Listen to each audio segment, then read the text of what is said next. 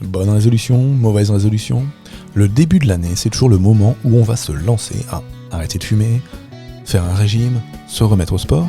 Mais dans ton management, pourquoi est-ce que tu ne prendrais pas des résolutions pour cette nouvelle année? C'est ce que l'on voit tout de suite dans cet épisode 7. Manager Pro, c'est le podcast pour toi, manager ou cadre, aguerri ou en devenir, qui souhaite améliorer son style de management, booster son leadership et obtenir les meilleurs conseils pratiques, pragmatiques et surtout utiles. Je suis Fabien Muselet, coach professionnel, et dans chaque épisode, je traiterai d'un sujet seul ou bien accompagné pour t'aider à devenir le leader engagé, organisé et serein au service de ton équipe. Avec Manager Pro, chaque semaine, tu ne seras plus seul face à tes défis de manager. Je te souhaite une super écoute de ce podcast. Ça y est, c'est le grand jour, on est le 1er janvier et je te souhaite une super année, une très bonne année pour toi, pour ton management, pour tes équipes, pour que tu puisses véritablement être ce leader engagé, organisé et serein au service de l'humain de ton équipe. Podcast un petit peu particulier aujourd'hui, puisque j'ai envie de te parler des résolutions 2022 du manager. Alors, résolution 2022 du manager que je suis, et en l'occurrence dans les 3 résolutions que je te donne aujourd'hui, il y en a une plus particulière qui est celle à laquelle je m'engage. En tout cas, ça reste un épisode qui sera particulier aussi parce que je vais te parler aussi de quelques actualités pour Manager Pro et de 2 challenges auxquels je vais participer, et ça je t'en parle tout de suite. Alors, en tant que manager, après, quand on arrive en fin d'année ou en début d'année, il est important aussi de faire son propre bilan de son année écoulée. Ça va être le moment de prendre un peu de recul, et ça, c'est clairement obligatoire. En plus, alors ça tombe bien, quand on arrive en début d'année, c'est le moment des entretiens annuels, et toi-même, tu passeras ton entretien annuel avec ton chef. Et du coup, ton bilan, il sera à faire. Donc en tout cas, de le faire aussi pour toi, en introspection, d'aller creuser tes failles, faire le point. Et puis, pourquoi pas prendre une résolution parmi les 3 que je te propose aujourd'hui, ou d'autres, si tu réussis à en faire et à en trouver d'autres par rapport à ton analyse de ta situation. Alors, avant de te parler donc du coup de ces 3 résolutions pour le manager, je te parle des actualités donc de Manager Pro et de moi-même. La première, c'est le nouveau site internet qui s'appelle fabienmuselet.fr, auquel tu peux accéder avec ton téléphone, ta tablette ou ton ordinateur, qui reprend ce qui était sur mon ancien site ApoMind, qui reprend on va dire tous mes liens, tous mes contenus. Il commençait à y en avoir un peu beaucoup, après plus d'1 an et demi à travailler sur cette partie d'activité. Donc ça, c'est la première news, voilà, ce site, fabienmuselet.fr, sur lequel tu retrouveras tous les éléments qui me concernent, et en particulier sur les accompagnements que je réalise, que ce soit l'académie ou le coaching pro solo. Ensuite, dans les news, c'est 2 challenges. Alors, janvier, c'est le moment où pour me challenger, je rejoins 2 challenges. Le premier qui s'appelle Ship 30 for 30, alors c'est un challenge américain dont le but est de faire un tweet par jour pendant 30 jours avec du contenu. Donc ça, c'est le premier challenge que je me suis lancé. Donc voilà, surtout le mois de janvier, de faire un tweet par jour, un contenu par jour, que tu retrouveras alors à la fois sur Twitter et à la fois sur LinkedIn, puisque c'est sur les 2 endroits où tu peux me retrouver, selon ce que toi tu préfères.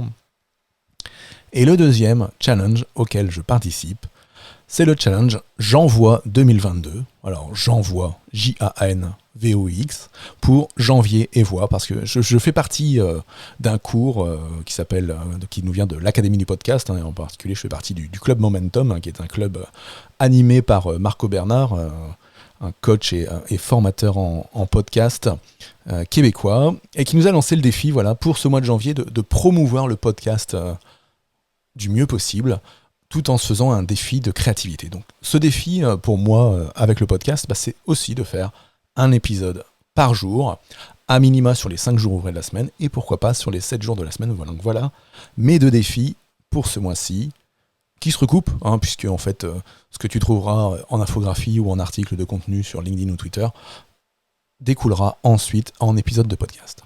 Allez, c'est parti, on va voir tout de suite ensemble ces bonnes résolutions pour 2022 en tant que manager. Première résolution en tant que manager que tu peux prendre, c'est lorsque tu es avec tes collaborateurs, et plus clairement quand tu es avec un collaborateur, c'est de réussir à les écouter, à l'écouter sans leur couper la parole. C'est pas si simple au départ, surtout quand on souffre du syndrome du conseiller sauveur. Quand on est manager et qu'on se dit il faut que j'accompagne mes équipes, il faut que je les aide, il faut que je les manage, il faut que je les coach, il faut que je les aide dans leurs difficultés, on est bien souvent pris du syndrome du bon samaritain ou du samaritain et on veut tous les aider. Dès qu'ils viennent nous voir avec une problématique, on dit attends, fais ci, fais ça, fais ci, fais ça. La contrainte de ça, c'est que derrière, tu vas pas leur permettre de devenir autonomes. Parce que t'aimes donner ton avis, t'aimes recadrer immédiatement, rebondir rapidement. Pourtant, laisser la parole à ton collaborateur plus longtemps pourra t'amener beaucoup plus de matière. C'est quelque chose que tu peux méditer pour tes 1 à 1, et je t'encourage à aller creuser ce qu'est le 1 à 1 dans un de mes derniers épisodes de podcast, ou sur mon blog. Donc, essaye, sur tes prochains entretiens, quand ton collaborateur vient te voir, renvoie-lui des questions, et surtout, quand il s'exprime, écoute-le sans lui couper la parole. Ça va être un incontournable qui te permettra de travailler la confiance en lui, en ton collaborateur et son engagement. Ça va être aussi un meilleur terreau de la compréhension, de la confiance et de l'écoute mutuelle. Parce que si tu coupes ton collaborateur tout le temps, quand ce sera à ton tour de parler, pourquoi est-ce que lui ne te couperait pas la parole pour en rajouter, etc., etc. Donc, à méditer, on écoute, position basse. La deuxième résolution que tu peux prendre en tant que manager cette année, ça va être de mieux déléguer. Alors, je t'encourage à regarder un petit peu les derniers tweets que j'ai pu faire fin d'année, parce que j'en ai fait depuis actuellement, un qui s'appelait « Pourquoi déléguer est important » et un qui donnait des bons conseils pour mieux déléguer. Déléguer, c'est quoi ? C'est bien souvent un verbe qui est à la bouche des managers, et surtout des dirigeants, qui veulent parfois se débarrasser de ce qu'ils n'aiment ou de ce qu'ils ne veulent pas faire. Et bien souvent, c'est ce qu'ils n'aiment pas faire qu'ils te refourguent. C'est pas vraiment le meilleur levier de motivation, par contre, de confier des choses importantes, des choses intéressantes, sera un bien meilleur vecteur de motivation et de performance dans ton équipe. Pour bien déléguer, et donc si cette résolution c'est mieux déléguer pour toi, il faut donner des instructions claires. Des instructions claires sur ce qui est à faire, et surtout quel est le résultat clair que tu attends.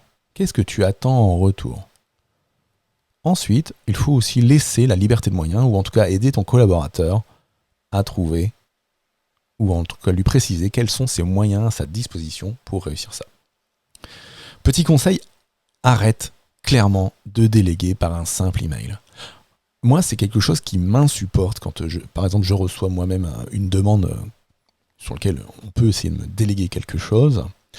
C'est de recevoir un mail pour action. Un mail, vas-y, prends cette action, vas-y, fais-le. Voilà, ça, je ne supporte pas. Parce que on ne porte pas vraiment le sens du résultat à atteindre. Voilà, on a plus l'impression que c'est le passe-plat. Tiens, hop, ce sera pour toi. Et ça, ça valorise pas, je trouve, le collaborateur avec des missions intéressantes si à partir du moment où tu lui confies des choses, c'est juste par un simple mail et non pas en échangeant avec lui. Et si tu n'as pas de 1 à 1 avec ton chef, moi je t'encourage aussi à le faire. Moi je le fais tous les 15 jours. Et c'est une manière d'échanger ou de se confier des tâches, soit de moi vers lui, soit de lui vers moi, beaucoup plus intéressante. Et ça, c'est clairement aussi une deuxième pierre à l'édifice de la confiance mutuelle et de la montée en compétences. Troisième résolution, et c'est celle-là à laquelle moi je m'engage cette année auprès de mes équipes, c'est d'être plus présent. En particulier, quand on est en environnement multisite, c'est primordial d'équilibrer sa présence. Équilibrer sa présence sur l'ensemble des sites sur lesquels on peut parler, sur lesquels on peut aller, sur tous les sites qui dépendent de nous. C'est donc être présent partout. Et c'est pas 20 fois sur un site, 12 fois sur un autre, et 323 fois à ton bureau classique. Alors je te rassure, mes statistiques, elles sont beaucoup plus élevées que ça pour mes sites, et je suis pas 323 fois dans l'année à mon bureau classique, surtout si on enlève les jours de congé ou autre. Mais en tout cas, cette année, par exemple, moi, dans mon job de manager, je n'ai pas réussi à être suffisamment présent sur 2 de mes 5 sites. Et c'est ce que je vais tâcher de faire de manière plus impactante et plus primordiale sur cette année 2022. Parce que même si tu manages des managers de proximité, des chefs de base, ou des managers de proximité, des contremaîtres, des responsables de site, selon comment tu les appelles dans ton entreprise. Ou si tu as des relais locaux, des gens qui vont être, entre guillemets, l'intermédiaire de la hiérarchie que tu es. Donc, même si tu manages ces personnes chaque semaine, en ayant ce rituel du 1 à 1, il ne faut pas oublier le reste des équipes, celles à qui toi-même, en tant que manager, en tant que chef d'agence, en tant que chef de service, en tant que dirigeant, en tant que chef d'entreprise, tu peux leur amener directement des informations. Et puis aussi des conseils, ton expertise, mais surtout ton dialogue, ton écoute, et puis ta confiance que tu leur donnes avec, en retour, la confiance qu'ils pourront te donner dans le travail qu'ils réaliseront. Donc ça, c'était les 3 résolutions dont je voulais te parler aujourd'hui. Donc, si je te les récapitule, la première, d'écouter tes collaborateurs sans leur couper la parole. La deuxième, de t'engager à mieux déléguer. Et la troisième, d'être plus présent sur l'ensemble de tes sites quand tu es multisite. Et si tu es monosite, c'est peut-être d'être plus présent auprès de chacun de tes collaborateurs et de ne pas passer, par exemple, plus de temps avec 3 de tes collaborateurs les plus proches et de laisser de côté les 5 autres. Donc voilà, ça peut être, pour ceux qui ne sont pas en multisite, une résolution. Alors après, il y a d'autres résolutions que tu pourrais prendre, beaucoup plus personnelles, peut-être te remettre au sport, peut-être rentrer plus tôt le soir chez toi, ou prendre du temps pour toi, peut-être un peu de méditation, un peu plus de lecture, ou alors, je sais pas, par exemple, pour plus te retrouver seul dans ton management, peut-être rejoindre un groupe de pratique pour les managers tel que l'Académie Manager Pro.